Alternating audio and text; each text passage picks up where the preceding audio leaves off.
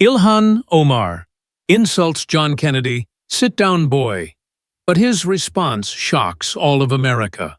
The air inside the CNN debate studio pulsed with an electric tension that seemed to vibrate through the very walls, the kind of atmosphere where every breath felt weighted. And the bright overhead lights cast long shadows across the polished stage, highlighting the modern set's clean lines and the neutral tones designed to keep the focus squarely on the ideas being exchanged. Rows of cameras hummed softly, capturing every nuance for a national audience tuned in from living rooms, offices, and mobile devices across the country, while the live crowd, a carefully selected blend of journalists with notebooks at the ready, political enthusiasts clutching their tickets like golden invitations, and everyday folks representing a cross-section of American life, sat in rapt attention, their faces a mosaic of curiosity, skepticism, and excitement. At the heart of it all were the two debaters poised like chess masters, contemplating their opening moves on the left. Ilhan Omar, the congresswoman from Minnesota, exuded a vibrant energy that drew eyes immediately to her. Dressed in a tailored blazer that complemented her hijab, she sat with a straight-backed posture, her dark eyes sharp and alive with the fire of conviction, ready to advocate for policies she believed could reshape the future in ways that prioritized people over profits. At 42, Omar had built a reputation as a bold voice in politics, someone who wasn't afraid to challenge the status quo. And, tonight, that passion was palpable, her presence filling the space with an almost tangible sense of urgency. Opposite her sat John Kennedy, the senator from Louisiana, a figure of steady reliability whose approach to debates was like a well-anchored ship in choppy waters. In his understated gray suit and tie, he appeared relaxed, yet alert, his glasses framing eyes that held a depth of experience, and his slight smile suggesting a man who preferred thoughtful dialogue over dramatic flair, always aiming to connect on a human level. The moderator, Anderson Cooper, stood at his podium with the poise of a seasoned host, his silver hair catching the lights as he cleared his throat, and began his voice steady and professional, welcoming viewers to this important conversation on energy policy, a subject that bridged environmental stewardship, economic stability, and the daily realities of American families. He outlined the ground rules briefly: no interruptions, timed responses, and a commitment to civility before diving in, turning first to Omar with a pointed question that set the tone. Congresswoman Omar, you've been a leading proponent of accelerating the move to renewable energy, emphasizing its role in safeguarding our natural world and advancing social equity. How would you respond to those who worry that this shift might come at the expense of jobs in traditional energy sectors, particularly in regions where those industries are lifelines?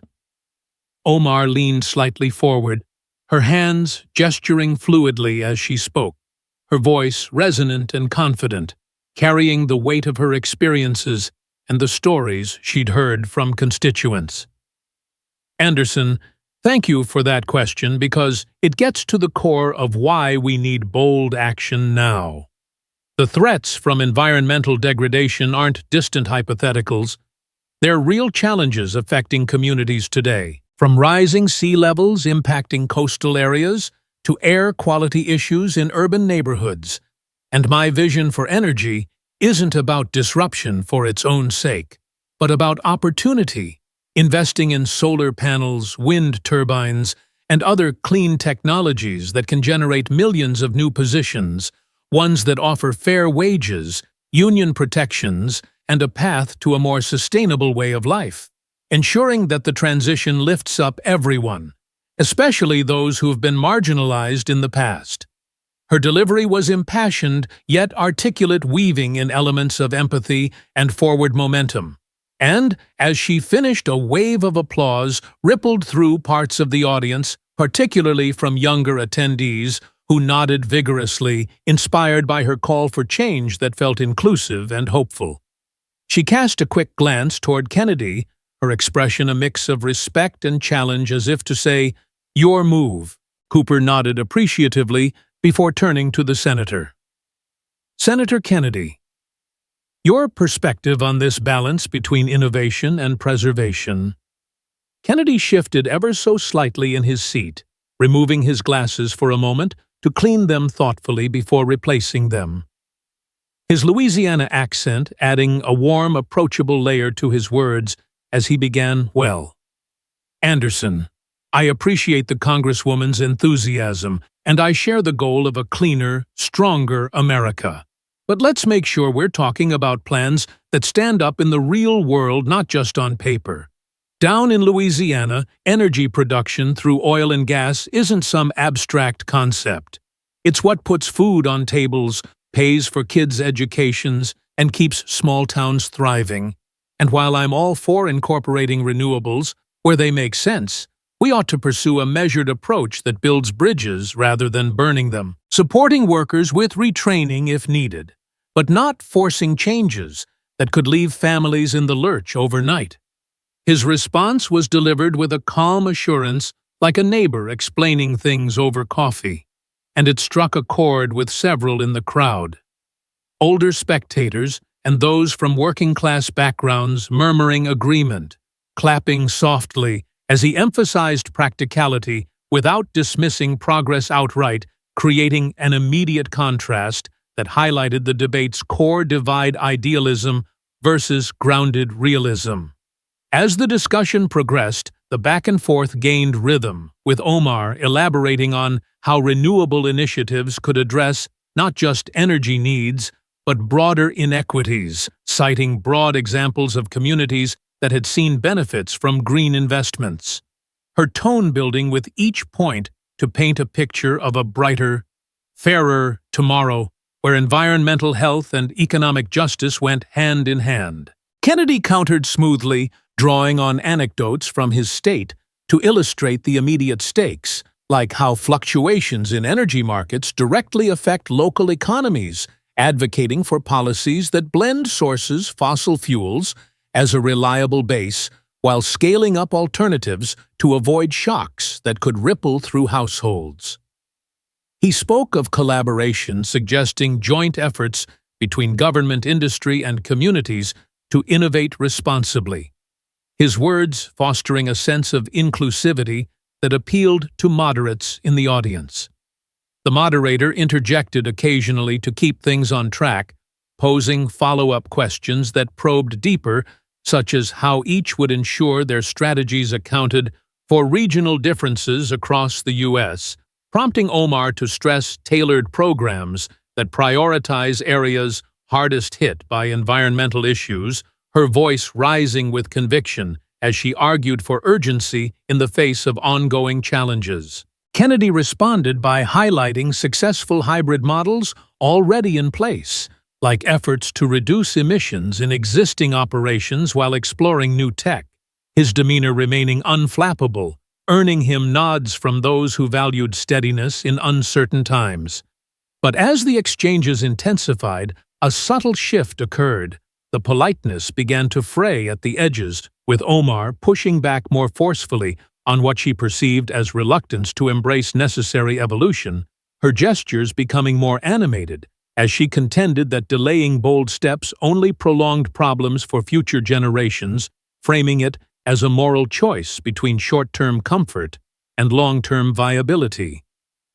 Kennedy held firm, reiterating that effective policy must be rooted in feasibility, not just aspiration, using simple analogies to make his case accessible, like comparing hasty changes to rebuilding a house while still living in it.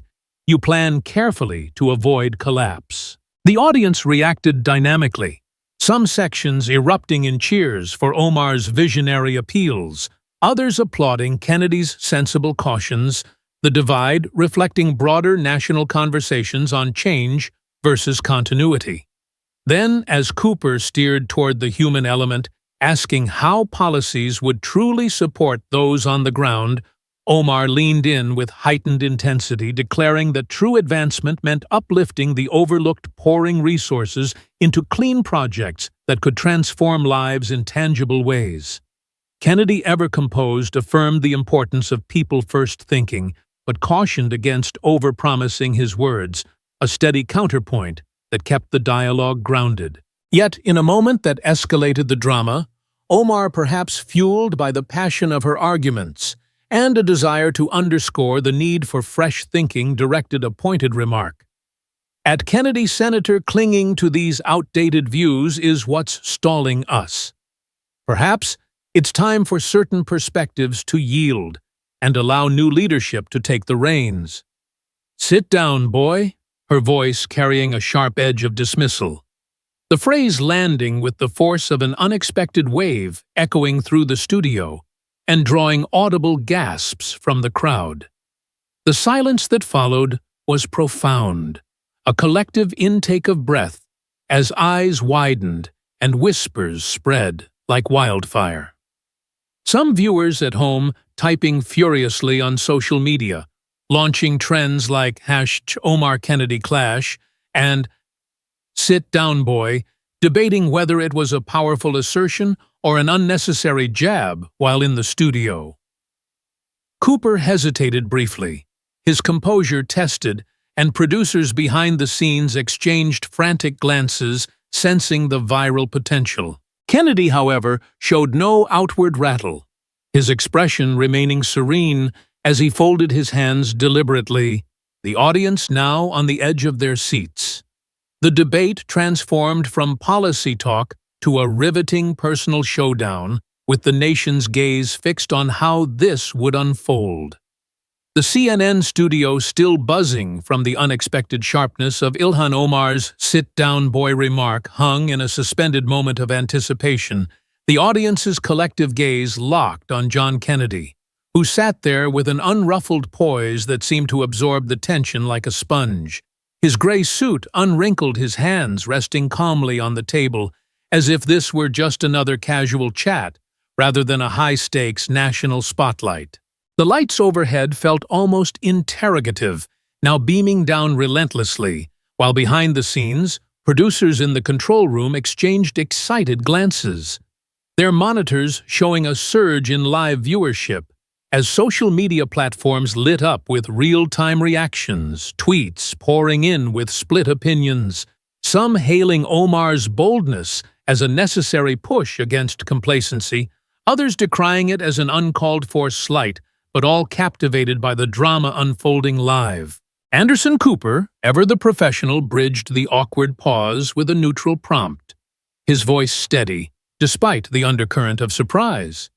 "Senator Kennedy, if you'd like to address the Congresswoman's points on generational shifts in leadership and how that ties into energy policy."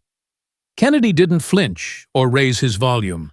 Instead, he adjusted his glasses with deliberate care, a small knowing smile creeping onto his face as he leaned into the microphone, his Louisiana drawl rolling out like a gentle stream over rocks, softening what could have been a confrontational retort into something almost conversational. "Well, Anderson, I've been in this line of work long enough to know that words can fly fast in the heat of the moment. And while I appreciate the Congresswoman's spirit, I think the folks watching tonight deserve more than sound bites. They want substance, the kind that puts roofs over heads and keeps the lights on without unnecessary drama." A light wave of laughter eased through the crowd, diffusing some of the heaviness as Kennedy's choice to sidestep direct confrontation and refocus on the issues at hand caught everyone off guard. In the best way, his composure acting like a mirror that reflected back on Omar's jab, making it appear impulsive against his backdrop of steady wisdom. Omar, for her part, crossed her arms slightly, her eyes narrowing as she processed this unexpected grace, perhaps realizing that her attempt to provoke had instead handed him an opening to showcase his strengths. Social media amplified the shift instantly, with users clipping the moment and captioning it, things like Kennedy Masterclass in Cool or From Insult to Insight in Seconds, the hashtags Kennedy Response and Debate. Wisdom climbing the trends as viewers shared their admiration for how he turned potential chaos into clarity. Undeterred, Kennedy dove deeper, building his response layer by layer with a foundation of facts that grounded the ethereal talk of grand visions in the soil of everyday reality. Let's get back to brass tacks. Because energy policy isn't about winning arguments, it's about winning for American families. In my home state of Louisiana, the oil and gas sector supports upwards of 190,000 direct jobs, and that's not counting the ripple effects on suppliers, restaurants, and schools that thrive because of them, according to the latest figures from the Energy Information Administration, which show that traditional sources still account for roughly 60% of our national energy consumption, with renewables at around 12%. Now, I'm all for growing that renewable slice, but we need a roadmap that doesn't detour through economic hardship for the people who've powered us this far. His delivery was methodical. Each statistic dropped like a well-placed stone in a path, inviting the audience to follow along without feeling lectured, and murmurs of approval spread through the room, especially from those in the crowd who hailed from working-class backgrounds or energy-dependent regions, their nods signaling that Kennedy's data-driven approach was resonating on a personal level. To make it even more relatable, he transitioned seamlessly into storytelling, a tool that humanized the numbers and painted vivid pictures in the minds of listeners. Picture this. There's a fellow named Sarah, a single mom in Shreveport who's worked in a refinery for 15 years. She clocks in at dawn, handles heavy equipment all day, and comes home to help her kids with homework. Her job isn't glamorous, but it provides health benefits, a steady paycheck, and a sense of pride in contributing to something bigger, like fueling the trucks that deliver goods nationwide or the planes that connect families. Now, how do we explain to Sarah that her livelihood is on the chopping block for a transition that's light on details about what comes next, especially when reports from the Government Accountability Office indicate that similar retraining programs in the past have had mixed success, with less than half leading to comparable employment? The audience leaned in, captivated by the narrative, applause building gradually as Kennedy's empathy shone through, not as contrived sentiment, but as genuine concern rooted in real encounters, contrasting sharply with Omar's broader, more ideological strokes. Even some of Omar's supporters in the crowd seemed momentarily thoughtful, the story bridging the gap between policy jargon and human impact in a way that statistics alone couldn't. Omar, not one to yield, ground easily fired back with renewed vigor, her voice cutting through the applause as she leaned forward.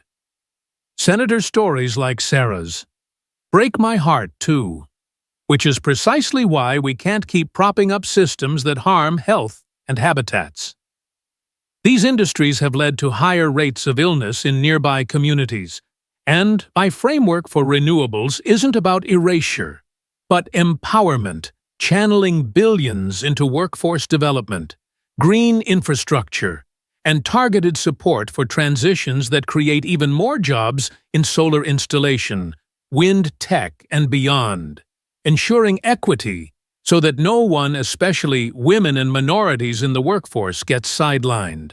Her counter was passionate, drawing cheers from progressive pockets in the audience who valued her emphasis on justice and inclusion, and she gestured emphatically, citing examples of pilot programs in other states where such shifts had yielded positive outcomes. Her tone blending urgency with optimism to rally her base. Yet Kennedy remained anchored, acknowledging her points with a nod before countering thoughtfully, "I don't doubt your intentions, Congresswoman, and equity is a goal we share. But intentions alone don't cover the gaps. Take the cost estimates floating around for sweeping overhauls, some pegging it at tens of trillions over a decade. Where does that funding come from? Without hiking energy prices that hit low-income families hardest, or relying on taxes that could stifle the very innovation we're after. And on those pilot programs you mentioned, while promising their small scale, scaling them up nationally requires ironclad plans to avoid the pitfalls we've seen before, like in regions where hasty changes led to temporary job losses before new ones materialized. The back and forth gained depth, with Kennedy posing strategic questions that probed the feasibility of Omar's ideas, such as how do we ensure supply chains for renewable materials don't create new dependencies on foreign sources, potentially trading one vulnerability for another. Omar responded by highlighting domestic manufacturing incentives and international collaborations that could bolster self-reliance. Her arguments weaving in global perspectives to broaden the scope. But Kennedy brought it back home, emphasizing local successes, like Louisiana's budding efforts in carbon capture and offshore wind that blend old and new without disruption. His responses layered with examples that showcased a nuanced understanding, earning sustained applause as the crowd appreciated the constructive tone he maintained. Social media continued its frenzy, with live threads dissecting every exchange, polls showing a tilt toward Kennedy's practicality, and memes capturing his unflappable style. In the studio, the energy shifted palpably, Omar's initial momentum tempered by Kennedy's relentless focus on actionable paths, setting up a debate that felt less like a battle and more like a masterclass in reasoned discourse. As the segment wound toward its close, Kennedy summed up with a unifying note: "We can disagree without disrespect and find common ground in solutions that work for all renewables, yes, but phased in wisely, alongside what's proven to keep America strong and families secure." His words lingered, the applause swelling, as the chapter of this riveting encounter hinted at more revelations to come, with Omar gearing up for her rebuttal, while Kennedy's shocking poise had firmly established him as the steady hand guiding the conversation forward. The CNN studio thrummed with a heightened sense of engagement as the debate between Ilhan Omar and John Kennedy ventured into the intricate details of energy implementation, the air thick with the scent of polished wood and the faint hum of equipment, while the audience, a tapestry of faces from varied walks of life. Some scribbling notes, others glued to their phones for live updates, leaned forward in their seats, eager for the next layer of revelation in this unfolding dialogue. The bright lights overhead seemed to sharpen every gesture, from Omar's animated hand movements to Kennedy's subtle nods, as Anderson Cooper masterfully guided the flow, his silver-framed glasses catching the glare as he posed a probing question to build on the momentum. Congresswoman Omar: "You've touched on broad visions for renewables. Could you elaborate on specific on-the-ground projects in diverse states that demonstrate how this transition can work without the disruptions Senator Kennedy has highlighted, perhaps drawing from recent initiatives that address both environmental and economic angles?" Omar, her posture straight and confident, seized the opportunity with a surge of eloquence, her voice resonating through the microphones as she delved into particulars. "Thank you, Anderson. Let's start with Nevada, where large-scale solar farms like the Gemini project have harnessed the desert sun to power hundreds of thousands of homes, creating over 1,000 construction jobs and ongoing maintenance roles that pay above-average wages, all while integrating battery storage to ensure reliability during peak hours. This isn't pie in the sky. It's happening now, backed by partnerships between local unions and tech firms, reducing carbon output by millions of tons annually, and proving that renewables can stabilize grids in arid regions prone to heat waves. She continued fluidly, layering in more examples to paint a comprehensive picture. Or take a look at Iowa, a heartland state where wind turbines dot the landscape, generating enough energy to export surplus to neighbors and supporting rural economies through lease payments to farmers that supplement their incomes. Studies from the American Wind Energy Association show These installations have added billions to local tax bases for schools and roads, all without displacing agricultural jobs, emphasizing how tailored approaches can blend with existing livelihoods for a win-win scenario. Her delivery was vivid, invoking images of spinning turbines against golden fields and solar panels gleaming under clear skies. And as she spoke, applause swelled from environmentally minded sections of the crowd. Young professionals and activists clapping vigorously, their enthusiasm spilling onto social media, where threads exploded with shares of wind farm photos and stats, hashtags like renewable realities trending as users debated the scalability of such models nationwide. Omar didn't stop there, weaving in a narrative of equity to underscore her points.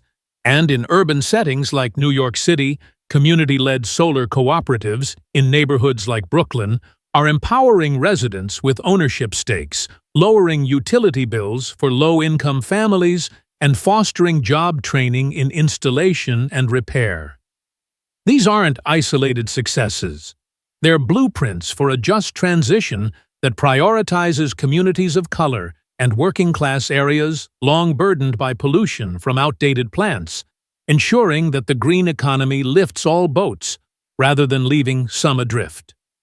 The audience's response was electric, with murmurs of agreement rippling through, and even some skeptics appeared intrigued, the Congresswoman's passion infusing the room with a sense of possibility that contrasted the earlier tensions. Kennedy, listening intently without interruption, adjusted his tie slightly before responding, his expression one of genuine contemplation as he built his rebuttal thoughtfully. "Those are compelling stories. Congresswoman, and I tip my hat to the ingenuity in places like Iowa. Wind has real potential there with those steady prairies. But let's peel back the layers with some data to see the fuller landscape. For instance, in Nevada's solar push, while job creation is a plus, reports from the U.S. Department of Labor indicate that many of those positions are temporary during the build phase, with long-term roles numbering far fewer. And grid integration challenges have led to occasional curtailments where excess power goes unused, as detailed in analyses from the National Renewable Energy Laboratory, raising questions about efficiency and scaling without robust infrastructure upgrades that could cost states billions. His counter was delivered with a calm precision, like a professor unpacking a complex equation step by step, avoiding confrontation while illuminating potential hurdles. And he extended the discussion geographically to maintain balance, similarly in Iowa. While wind contributes admirably to about 40% of the state's electricity, per the Energy Information Administration, farmers have voiced concerns over land use conflicts and maintenance disruptions during harvest seasons, as noted in agricultural impact studies. This isn't to knock the progress, but to advocate for hybrid models that mitigate risks, like pairing wind with natural gas peaker plants for backup, ensuring no blackouts during calm spells. Applause followed, particularly from Midwestern and Southern audience members, who saw reflections of their own regional realities in his words, the senator's ability to acknowledge positives while highlighting caveats, earning him credibility as a fair arbiter. Social media buzzed anew with clips of his data drops circulating under captions like, "Kennedy keeps it real on renewables polls," showing a growing appreciation for his nuanced take amid the flood of user comments debating the merits of blended energy strategies. Omar, undaunted, countered with a global lens to expand the horizon, broadening the appeal beyond U.S. borders. Senator, while domestic tweaks are needed, we can learn from trailblazers abroad. Denmark's offshore wind farms supply over half their energy needs through community-owned cooperatives that distribute profits back to locals, fostering economic stability without the volatility of fossil fuel prices as per their National Energy Agency's reports. Or Norway's hydroelectric dominance combined with emerging battery tech, which has achieved near zero emissions in power generation while exporting expertise that creates jobs in related sectors. These aren't anomalies. They're proof that with political will and investment, we can adapt similar frameworks here, avoiding the boom-bust cycles tied to oil markets. Her international flair injected inspiration, drawing cheers from globally minded viewers in the studio and online, where threads linked to Danish wind success stories surged users sharing videos of turbine arrays and economic impact infographics to bolster her case. Yet Kennedy responded with astute questions that challenged, without derailing those Nordic examples, are impressive. Congresswoman, but Denmark's compact size and coastal advantages make replication trickier in our vast terrain. How do we address transmission losses over long distances in the U.S., where the Electric Power Research Institute estimates up to 6% efficiency drops in cross-country lines, potentially inflating costs for consumers in landlocked states? And on Norway's hydro, while clean, it relies on geography. We don't all share, plus environmental reviews here often flag habitat disruptions for dams per fish and wildlife service assessments. I'm curious what safeguards in your plans prevent similar issues while ensuring affordability for average households. His inquiries were probing, yet respectful, prompting Omar to elaborate on smart grid tech and federal subsidies for upgrades, citing pilot programs in Texas, where AI-optimized transmission has reduced losses by 20%. Her responses detailed and forward-looking, but Kennedy's follow-ups kept the focus sharp, referencing supply chain reports from the Department of Commerce on mineral dependencies for batteries often from unstable regions, and suggesting diversified sourcing as a must for national security. The interplay grew richer, with Cooper facilitating seamlessly, asking about interstate cooperation, leading Omar to propose regional alliances, like a Midwest clean energy corridor for shared wind and solar resources, her vision evoking unity across divides. Kennedy endorsed the idea, but added caveats on regulatory harmonization, drawing from successful Gulf Coast collaborations in storm-resilient infrastructure to illustrate feasible paths, his contributions steering toward practicality that resonated deeply. As exchanges flowed, the audience's engagement peaked. Claps for Omar's aspirational globals, nods for Kennedy's grounded queries. The divide narrowing as insights accumulated. Social media, a whirlwind of live analysis viewership, soaring with memes and breakdowns highlighting the debate's educational value. Kennedy's wisdom shone in leading toward synthesis, suggesting joint R&D funds for tech that marries renewables with efficiency tweaks in traditional setups. His steady guidance transitioning smoothly to wrap-up thoughts, leaving the room abuzz with contemplation on balanced progress. The chapter closing on a note of enriched understanding as final reflections loomed. The CNN studio vibrated with a restless energy as the debate between Ilhan Omar and John Kennedy neared its climax, the atmosphere thick with the weight of ideas exchanged and the lingering echoes of their spirited clash, now softened by moments of mutual acknowledgement that had begun to bridge the divide between their visions. The audience, a diverse tapestry of attentive faces, journalists jotting final notes, locals gripping their programs, and young activists whispering excitedly, sat captivated their reactions, a mix of applause and reflective silence, while the bright stage lights cast sharp contrasts across the sleek set, amplifying every gesture from Omar's determined lean to Kennedy's steady, composed posture. Anderson Cooper, his voice calm but carrying the gravity of the moment, leaned into his microphone to signal the final segment we've heard.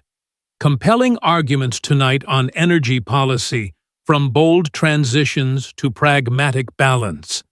Let's close with your final thoughts on how we move forward, not just on energy, but in fostering constructive dialogue for all Americans. Congresswoman Omar, you're first. Omar took a deep breath, her eyes scanning the crowd before settling forward. Her voice softer now, tempered by the debate's intensity, but still infused with conviction. Anderson, tonight's discussion shows how deeply people care about our planet and their livelihoods.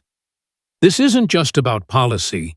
It's about building a future where everyone has a seat at the table, where clean energy creates opportunities for workers in rural Louisiana and urban Minnesota alike, where we invest in training programs to ensure no one's left behind, and where we face environmental challenges with courage, not complacency. I hear the concerns about jobs and costs, and I'm committed to refining plans that make renewables accessible, affordable, and equitable. Because progress doesn't mean erasing the past, it means building on it for a better tomorrow. Her words carried a sincerity that resonated, drawing warm applause from her supporters, particularly those who saw her as a champion for inclusive change. And even some moderates nodded, appreciating her acknowledgement of practical concerns. She glanced at Kennedy, her expression blending defiance with a hint of respect, a silent recognition of the challenge he'd posed throughout the night. Social media lit up with clips of her closing users praising her call for unity under hashtags like #OmarVision and #GreenForAll, while others noted the shift in her tone toward collaboration, a subtle nod to the dialogue's evolution. Cooper turned to Kennedy. "Senator, your final thoughts." Kennedy adjusted his glasses, his small smile warm but resolute, as he addressed the camera directly, his Louisiana drawl wrapping his words in a comforting familiarity. Folks, tonight's been a reminder that, at the heart of these debates are real people, families working hard, communities facing tough choices, and a country looking for answers that don't just sound good, but actually work.